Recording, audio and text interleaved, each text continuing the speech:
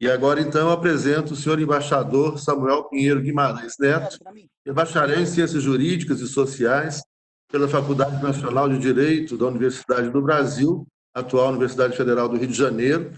Possui o curso de formação de diplomatas do Instituto Rio Branco e é mestre em Economia pela Boston University.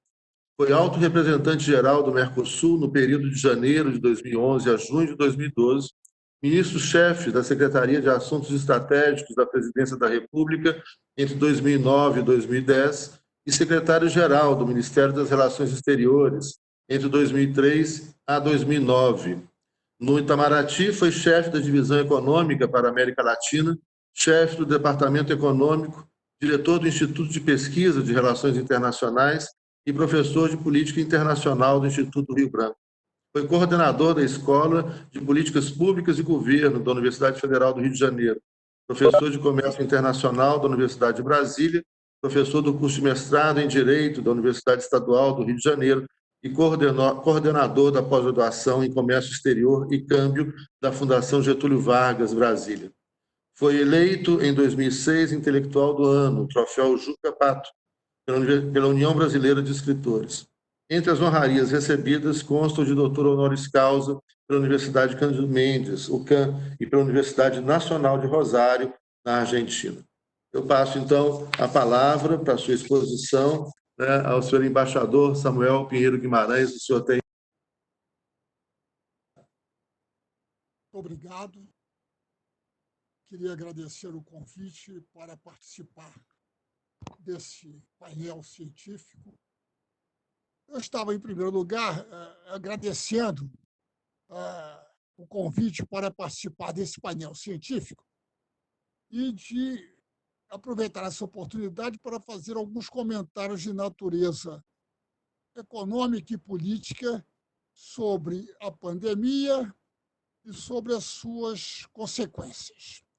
Do ponto de vista interno do Brasil, nós temos que, em primeiro lugar, observar que o Brasil é o segundo maior país de concentração de renda do mundo. 28% da população, 28% da renda está nas mãos de 1% da população. Então, o que significa?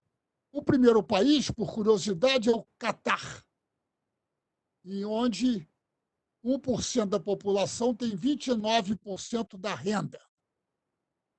Bem, então é natural que, num momento como esse, natural não, é uma consequência disto, que, num momento como esse, as principais vítimas da pandemia sejam os mais pobres. Né? Essa concentração de renda se, digamos, reflete também uma concentração de nível de educação, de residência e assim por diante. O curioso, no caso brasileiro, é que agora que se descobriu que há pobres, né? A pandemia revelou a existência de pobres, como se não existissem, né, antes. Sempre existiram e sempre sofreram as consequências dessa concentração de renda e de um Estado que concentra a renda pelas suas políticas. Muito bem. Do ponto de vista internacional, a questão da pandemia ela se insere dentro de um contexto, em primeiro lugar, de disputa entre os Estados Unidos e a China, de acusações recíprocas de quem seriam os responsáveis pela emergência e pelo descontrole da pandemia. Por outro lado, se verifica também que aqueles países que tomaram as primeiras medidas de isolamento social, de cuidado com a população e que tinham sistemas de saúde mais bem organizados, tiveram um número menor de mortes. Uma questão curiosa é que os países vizinhos do Brasil, a quem alguns aqui no Brasil têm o hábito de chamar de hermanos, e outros chamam de cucarachos, tem tido um número muito menor de mortes em consequência do coronavírus. Então, é uma coisa curiosa. A Bolívia tem um número muito pequeno de mortes, o Paraguai, a Argentina e assim por diante. Aqui no Brasil, nós temos um Estado que desafia toda a comunidade científica internacional. O presidente da República, que, como sabemos, é um médico epidemiologista conhecido internacionalmente, desde o início nega a existência da pandemia e chega a dizer que é uma conspiração da mídia internacional, que seria toda ela comunista. É algo sem paralelo no mundo. Como, aliás, o vídeo de recente reunião ministerial do próprio Palácio do Planalto revelou. No momento que o número de mortes no Brasil atingia níveis inéditos, não tão altos como os de agora, mas já muito elevados, não se tratou de nenhuma política de combate, né, e de redução, de controle da pandemia no Brasil. Muito bem. Então, nós temos, do ponto de vista internacional, para voltar ao que eu havia mencionado, se há uma disputa entre a China e os Estados Unidos. Os Estados Unidos com 90 mil mortes, o que revela a precariedade do sistema de saúde dos Estados Unidos, que é um sistema que deixa sem cobertura milhões de americanos. Os custos desse sistema são extremamente elevados. O número de mortes nos Estados Unidos está se aproximando do número de mortes que tiveram os Estados Unidos em todas as guerras que participaram desde 1945, que foi cerca de 101 mil mortes. Já está em cerca de 95. Em alguns dias mais, eles ultrapassarão essa meta indigna para um país da riqueza dos Estados Unidos. Muito bem. Então, no caso, a China, com habilidade, tem procurado aproveitar esta situação para mostrar a sua generosidade. Enquanto os Estados Unidos se retiram da Organização Mundial de Saúde, reduzem a sua contribuição à Organização Mundial de Saúde, a China apresenta uma contribuição de 2 bilhões de dólares. Enquanto os Estados Unidos insistem no patenteamento de uma eventual vacina, né, a China declara que a vacina, se vier a ser descoberta por cientistas chineses, será de uso público, gratuito, universal. E, ao mesmo tempo, tem prestado ajuda a países específicos, como a Itália, Espanha e outros, né? Essa é uma situação interessante. O que há também de interessante na questão da pandemia é que existe uma certa ilusão de que o sistema internacional se transformará por causa da pandemia, porque haverá uma grande solidariedade e o capitalismo se transformará por conta da pandemia. É difícil imaginar isto. Quando se pensa em toda a estrutura econômica internacional, em todas as organizações, na estrutura das Nações Unidas, do Fundo Monetário, das entidades financeiras, imaginar que, de repente, todos se verão tomados de uma enorme solidariedade para com as principais vítimas, que são os pobres, em todos os países, né? Como nos Estados Unidos também, as principais vítimas da pandemia são os americanos mais pobres, em grande medida os negros, né? Imaginar isso é conhecer pouco de como se organiza o sistema internacional. dificilmente os países que são os principais beneficiários desse sistema iriam transformar esse sistema em benefício da maioria dos cidadãos do mundo. Muito dificilmente.